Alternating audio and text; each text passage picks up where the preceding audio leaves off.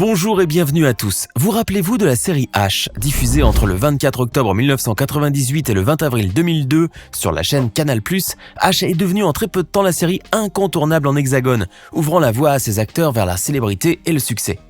Aujourd'hui encore, on se rappelle avec une tendresse nostalgique des sympathiques personnages de la série et de leurs joyeuses péripéties dans l'hôpital le plus déjanté de France. Mais 18 ans après la fin de la fameuse sitcom, que sont devenus ces acteurs fétiches ? Alors, installez-vous bien confortablement car aujourd'hui, nous allons découvrir ce que sont devenus les charismatiques acteurs de H. Et si cette vidéo vous plaît, n'oubliez pas de mettre un pouce bleu, de vous abonner à la chaîne et d'activer la cloche pour recevoir toutes les notifications. Allez, on commence! Commençons d'abord par celui sans qui la série H n'aurait probablement pas pu exister, l'incorrigible et pétillant Jamel Debbouze. Si ce nom est aujourd'hui connu de tous, il n'était à l'époque une référence que pour le public de Radio Nova, où il tenait une chronique avec un certain Omar Sy.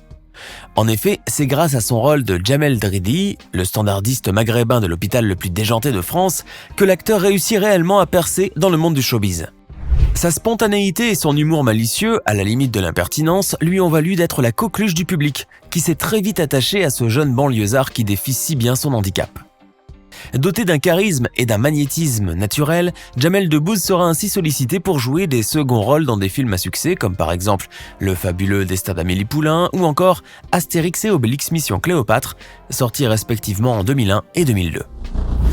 Jamel s'impose alors comme un acteur polyvalent et pas nécessairement humoristique puisqu'il enchaînera les premiers rôles dans des productions au registre nettement plus dramatique.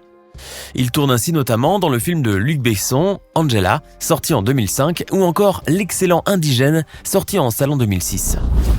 Jamel Debbouze connaîtra ainsi une véritable success story, accédant au statut d'icône de l'humour français.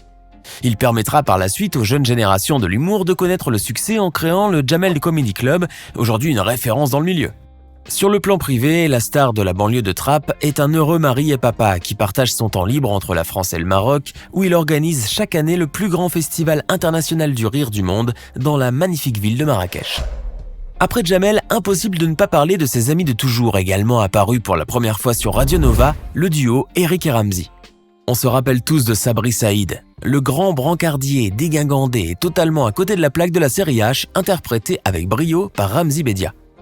Ce dernier avait accédé à la notoriété en compagnie de son éternel ami et acolyte de scène, Éric Judor, l'interprète de l'infirmier Aimé Césaire, dans la série. Au même titre que Jamel Debbouze, c'est la sitcom H qui permet à Eric et Ramzy de réellement crever l'écran et leur ouvre les portes d'une carrière cinématographique couronnée de succès. Les deux acteurs profitent ainsi de cette célébrité nouvellement acquise pour se lancer dans le 7e art en coécrivant et en jouant dans La Tour Montparnasse Infernale, qui s'avérera être un véritable succès commercial. Les deux comparses sortiront d'autres longs métrages par la suite comme l'excellent Halal Police d'État, qui n'a pas manqué d'attirer les foules dans les salles obscures. C'est finalement vers 2010 que leur étroite collaboration s'arrête et que le duo se dissout, les deux comédiens optant pour des trajectoires différentes pour la suite de leurs carrières respectives. Ainsi, tandis qu'Éric Judor se tourne vers l'écriture et la réalisation humoristique, Ramzy Bedia, lui, opte pour le registre dramatique et essaye d'incarner des rôles plus sérieux et plus romantiques à l'écran. Les deux amis resteront malgré tout très proches, ne ratant aucune occasion de faire fuser leurs fameuses vannes lorsqu'ils se réunissent sur les plateaux télé. On ne pouvait tout de même pas vous parler des anciens acteurs de H sans évoquer le fameux professeur Maximilien Strauss, interprété par le maestro du cinéma suisse et français, le grand Jean-Luc Bidault. Grand acteur des planches et du 7e art, ce sociétaire de la comédie française était déjà célèbre avant d'intégrer le casting de la sitcom, en raison de son incroyable parcours artistique.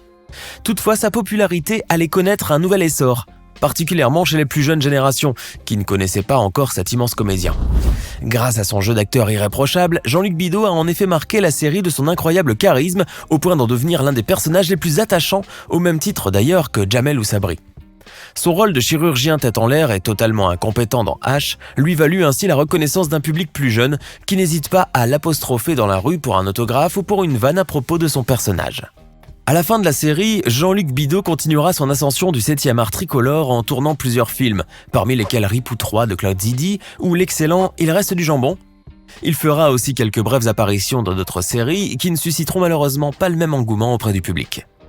Aujourd'hui âgé de 79 ans, l'acteur suisse s'est retiré des écrans, laissant un vide incommensurable dans le cœur de ses fans qui espèrent un jour pouvoir le voir revêtir à nouveau sa blouse de chirurgien et commettre de nouvelles bavures sur ses malheureux patients. Avant de continuer, il est temps de répondre à la question du jour et aujourd'hui, il s'agit de culture audiovisuelle. Comment se nomme l'hôpital déjanté de la série H? Est-ce option A, l'hôpital Pitié-Salpêtrière, option B, l'hôpital de Trappes, ou enfin option C, l'hôpital Raymond Poincaré? Réfléchissez bien et indiquez dans les commentaires ce que vous pensez être la bonne réponse.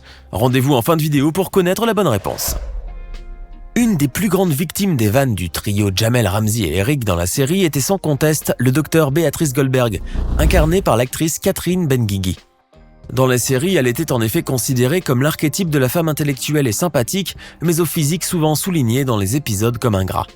Bien qu'ayant fait ses débuts en 1992 dans Ça me suffit de Virginie Thévenet, l'actrice ne se fera réellement connaître du public qu'à travers le succès phénoménal qu'a connu la série et à son personnage somme toute très attachant qu'elle a su interpréter avec brio. Catherine Benguigui participera à la série H durant les 2 premières saisons. On pourra ensuite la voir participer à la série Caméra Café sur M6 où elle apparaîtra dans 2 épisodes. Son excellent jeu d'actrice et sa spontanéité face à la caméra lui permettent de poursuivre une carrière cinématographique prolifique en enchaînant ainsi les seconds rôles au cinéma. L'actrice a ainsi pu nous faire apprécier son charisme naturel dans des productions comme La Buzz, Rien que du bonheur ou encore Le Carton.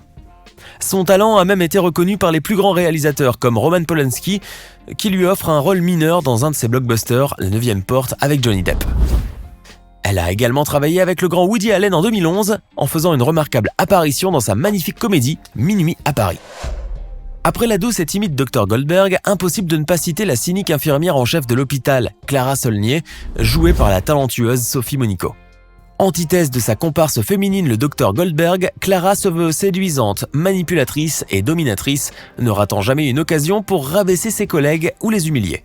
Son personnage est pourtant devenu central au fil des saisons, grâce notamment à l'excellente performance d'acting de Sophie Monico, qui s'était réellement donnée à fond pour ce rôle. À la fin de la série, en 2002, l'actrice, fière de sa popularité nouvellement acquise, se lance dans une véritable carrière au cinéma. Jonglant très facilement entre les différents registres cinématographiques, en passant de films comiques dont Hollywood de Frédéric Berth et Pascal Sériès, à des films policiers comme Contre-enquête de Franck Mancuso, toujours avec la même passion. Du côté du petit écran, elle enchaîne les tournages depuis H, avec quasiment un tournage par an à son actif. Elle s'est ainsi illustrée dans des productions pour TF1 et France Télévisions, comme la sensationnelle série Falco. Aujourd'hui âgée de 60 ans, Sophie Monico est de moins en moins présente sur la scène médiatique française, pour le plus grand malheur de ses nombreux fans qui restent grandement nostalgiques de la belle époque de H.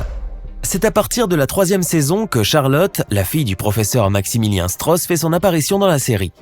Charlotte Strauss, interprétée par Linda Hardy, connue pour avoir remporté le concours Miss France en 1992.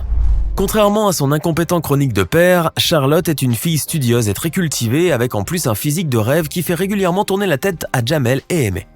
Bien que ce rôle est l'une de ses premières expériences professionnelles en tant que comédienne, la jeune actrice a su insuffler de l'authenticité et de la crédibilité à son personnage, qui disparaîtra pourtant de manière inexpliquée dès la fin de la 3e saison. Depuis qu'elle a quitté le navire H, l'ex-Miss France a pu être remarquée dans des films comme Immortel, Ad vitam du dessinateur-réalisateur Enki Bilal, Mon Poussin de Frédéric Forestier ou encore A House Divided de Mitch Davis. La jolie comédienne tournera aussi dans des séries notables parmi lesquelles Alice Nevers, Le Commissaire Cordier et la série à succès de Canal+, Mafiosa. Enfin, dernier de notre liste, le personnage d'Edgar, le directeur de l'hôpital le plus déluré d'Hexagone, a fait son apparition dans H au cours de la 2e saison et s'impose très vite parmi le turbulent casting de la série. Interprété à la perfection par le talentueux comédien Edgar Givry, le directeur de ce sanatorium hilarant a grandement gagné en intelligence et en machiavélisme au point de devenir très rapidement un personnage emblématique de la série. Depuis la fin de la sitcom en 2002, le comédien français s'est orienté vers une carrière au 7e art, faisant des apparitions remarquables dans des films à succès comme Tais-toi, où il partage la réplique avec Jean Reno et Gérard Depardieu, ou encore L'élève du Cobu avec Elise Moon. Edgar Givry a également joué dans de nombreux téléfilms et séries pour France Télévisions et TF1. Mais l'activité qu'il pratique avec le plus de ferveur et de cœur est sans nul doute le doublage, puisqu'il est la voix française officielle du grand acteur américain John Malkovich, mais également de Richard Dean Anderson, Timothy Dalton ou encore Case Carradine. Alors, surpris de ce que sont devenus les anciens acteurs de H ? Donnez-nous votre sentiment dans les commentaires. Sinon, pour la réponse du quiz, il s'agissait de la réponse C, l'hôpital Raymond Poincaré, un établissement bien évidemment fictif, censé se situer à Trappes, en banlieue parisienne. J'espère que vous avez été nombreux à trouver la réponse.